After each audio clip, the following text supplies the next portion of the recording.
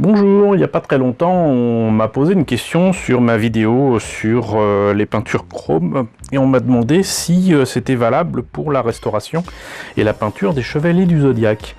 J'ai répondu que valait mieux pas faire ça directement, qu'il y avait quand même quelques étapes à respecter et peut-être même en fait éventuellement repeindre les pièces plastiques mais certainement pas les pièces métal. Et je me suis dit que le mieux c'était quand même de conseiller la lecture d'un hors-série de 10e planète, même si c'est pas marqué tel quel. Donc là c'est donc marqué figurines et jouets, histoire et collection. Et en fait, il s'agit de la rubrique du professeur Kelp, de mon ami Jean-Marc Deschamps, coucou Jean-Marc, qui a longtemps, pendant des années, proposé une rubrique sur comment réparer et remettre en état vos jouets. Et donc c'est une partie de ces conseils qui apparaissent dans ce premier tome. Je ne sais plus s'il y en a eu un deuxième, je ne crois pas. Mais quoi qu'il en soit, donc Jean-Marc propose là donc une compilation de ces articles et de ces bons conseils pour remettre en état vos action figures et vos jouets vintage. Voilà, donc vous voyez là bien évidemment une photo du professeur Kelp alias Jean-Marc. Vous voyez quelques photos et quelques exemples de ce qu'il propose de remettre en état et vous voyez bien que il y a une image de Chevalier Zodiac. Pour la petite histoire, c'est moi qui ai fourni des figurines dans un état vraiment pas terrible parmi les figurines et les morceaux que je récupérais dans les vides-greniers depuis des années.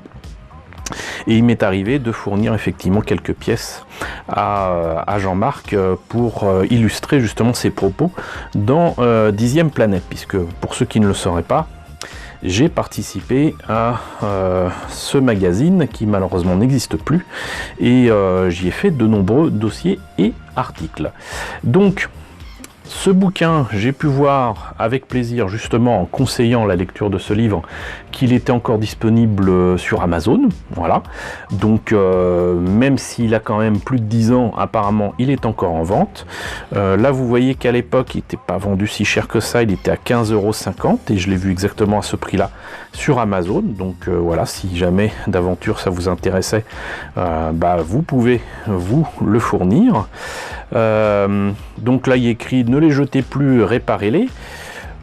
Je doute maintenant qu'il y ait qui que ce soit qui s'amuserait à jeter des jouets vintage, mais on sait jamais. Après tout, comme je vous l'ai dit, j'ai retrouvé un Steve Austin dans mon village à la poubelle, donc on sait jamais. Et ce que je vous propose, c'est de voir d'un petit peu plus près ce que ça donne à l'intérieur de ce livre. Alors déjà on l'a vu un petit peu, mais donc il y a une dernière de couverture assez sympathique présentant encore une fois quelques exemples avec des figurines, j'allais dire Super Joe, mais c'est le cas, c'est des figurines Super Joe d'Actarus et d'Alcor qui étaient sorties chez CJ Arbois à la fin des années 70 autour de Goldorak. Là il y a Mythor pour ceux qui connaissent un petit peu Hanna-Barbera, un Capitaine Flamme, un maître de l'univers, donc carrément le Prince Adam alias Musclor, un Stormtrooper, un Action Joe, un Seiya, donc des Chevaliers du Zodiaque. Donc on est clairement dans le sujet et je vous propose de voir à l'intérieur immédiatement ce que ça donne. Alors,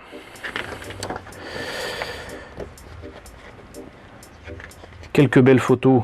Alors je pense que c'est Erwan qui les a pris, avec des mises en situation assez rigolotes. Hein. On aimait à faire des accessoires, des décors à l'échelle des 12 pouces à l'époque. Il y avait toute une série d'articles dans 10e planète pour faire des choses intéressantes autour de X-Files, autour de ce que vous voulez. Et là, Jean-Marc propose de commencer directement par l'outillage de base. Qu'est-ce qu'on peut utiliser comme outil pour remettre en état nos joujoux préférés. Et donc ça c'est quand même bien pratique déjà de nommer les outils en question, mais surtout d'indiquer en quoi ils seront utiles. Et vous voyez que c'est quand même pratiquement vraiment très exhaustif, quoi.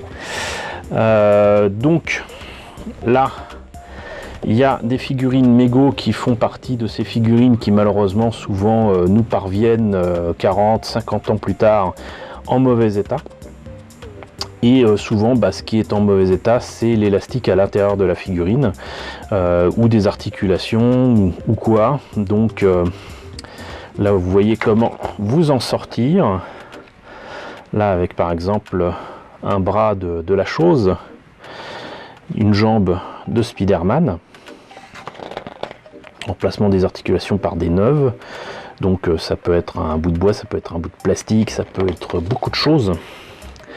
Collage d'un membre cassé, alors ça c'est parce que les pièces sont souvent creuses ou presque en vinyle, donc il faut utiliser des colles un peu particulières, et vous voyez que Jean-Marc est tellement doué qu'on voit à peine que la pièce a été recollée. Là vous avez carrément l'utilisation toute bête, j'allais dire, d'un trombone. Là, comment enlever une tête. Ici, Maitor donc est remis en état justement par rapport à ses articulations, mais aussi à, j'allais dire, à sa tronche, hein. Apparemment elle avait été décolorée. Le cas du casque de Maitor. Dégriser les têtes en vinyle, ça c'était le gros problème des figurines Mego, à savoir que donc par exemple Roger Moore, le James Bond de l'époque, notamment pour sa figurine de Moonraker, finissait franchement grise, voire verte. C'était pareil pour Spock, c'était visiblement pareil pour Maitor. Et donc là il indique comment utiliser apparemment un produit qui s'appelle le Plastic Dip. Et au fur et à mesure de différents bains pour cette tête, apparemment on peut redonner une teinte un peu plus rosée à la tête et donc un petit peu moins cadavérique. Il faut mettre aussi un truc de pneu juste avant, enfin bon, voilà, je vous laisserai lire le bouquin évidemment. Là vous avez donc les figurines donc d'Alcor et d'Actarus. Là il n'y a pas le choix, même jamais sorti de leur boîte, je le sais parce que j'ai un Actarus neuf sous boîte qui m'a été donné il y a des années par, si je me rappelle bien, Kerr, coucou. Les mains, les articulations pourrissent, se cassent, et il faut de toute façon tout remplacer. Même si là les photos montrent en fait des pièces issues d'un Capitaine Flamme qui est basé pratiquement sur le même modèle que l'Actarus et l'Alcor, il faut les refaire, il faut les reconstituer. Maintenant c'est un poil plus facile avec notamment les imprimantes 3D, et encore je trouve que c'est se compliquer un petit peu la vie. Là vous voyez que vous pouvez faire des articulations avec des écrous, des vis, des machins, et c'est pas plus mal parce que ça consolide fortement la figurine. Il faut juste apprendre à l'ouvrir, apprendre à en faire une autopsie si vous voulez, de la manière la plus propre possible. Voilà. Donc le moulage des mains, là par contre, l'imprimante 3D serait quand même effectivement très pratique. Encore faut-il pouvoir faire la pièce en question et faire le fichier qui va bien. Alors que là, bon, le moulage est une technique, j'allais dire, des plus anciennes et des plus pratiques ici. Parce qu'en plus, vous pouvez refaire les mains avec la couleur que vous voulez. Vous pouvez teinter la pièce comme vous l'entendez. Donc là, c'est ni plus ni moins que la partie moulage qui est valable pour beaucoup de choses. Moi, je serais incapable de le faire parce que je suis très mauvais avec les produits chimiques, mais voilà. Action Joe, alors là c'est aussi toute une affaire aussi de pièces cassées un peu plus dures hein, que pour les mégots, mais donc là il faut remplacer beaucoup de choses souvent, et vous avez des pièces en plastique translucide qui à mon avis sont vendues souvent par des personnes sur le net pour justement réparer tout cela. Voilà, la restauration du cou, les articulations artisanales, donc voilà comment en fabriquer soi-même avec ces petites billes de plastique qu'on peut mettre à la forme qu'on veut. Simplement on ramollit la pièce dans de l'eau chaude et ensuite on obtient ce que l'on veut. Ça peut être effectivement très pratique. Clinique de la main, et voilà. Donc les mains en résine souple, parce que les résines dures ça casse. Donc comment faire en sorte d'avoir une pièce un petit peu plus souple.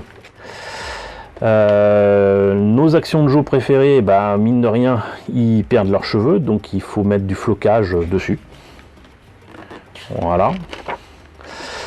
Les filles sont concernées aussi, hein, avec exactement donc, les mêmes méthodes que pour nos actions de jeu. Mais il y a aussi des problèmes souvent avec les chevelures, donc comment s'en sortir avec les cheveux qui sont abîmés, qui ressemblent plus à rien, donc comment leur donner un petit peu plus, comment dirais-je, sinon de volume, sinon leur rendre l'apparence d'autrefois. Et sinon là c'est carrément les chapitres autour de Steve Austin et de Super Jamie avec la fameuse peau qui s'enlevait, mais le problème c'est que c'est du latex et donc ça vieillit très très mal. Donc faut enlever ce qui était encore sur la figurine, bien nettoyer, et ensuite il s'agit de remplacer ça justement par apparemment du latex. Voilà. Sinon, les maîtres de l'univers, bah souvent on les trouve en vide-grenier, en très mauvais état, avec les jambes qui se sont barrées, le bassin qui est cassé, un bras qui est cassé ou quoi. Donc comment remplacer une articulation? Moi j'utilisais carrément des petites ampoules à incandescence comme on avait avant. Maintenant on en trouve un peu moins facilement, mais ça marchait très bien aussi. Donc comment remplacer ces articulations, comment remettre finalement les jambes en place en remplaçant aussi parfois le caoutchouc ou l'élastique qui permettait de tenir. Et enfin les chevaliers zodiaques, certainement un chapitre qui vous intéressera le plus, comment redonner du lustre notamment aux chevaliers de bronze. Et vous voyez que j'avais trouvé quand même des figurines dans un état pitoyable, justement dans l'espoir de remettre en état d'autres figurines pièce par pièce, avoir des pièces qui étaient en meilleur état. Voilà, donc il indique comment remplacer tout ça, comment refaire les pièces,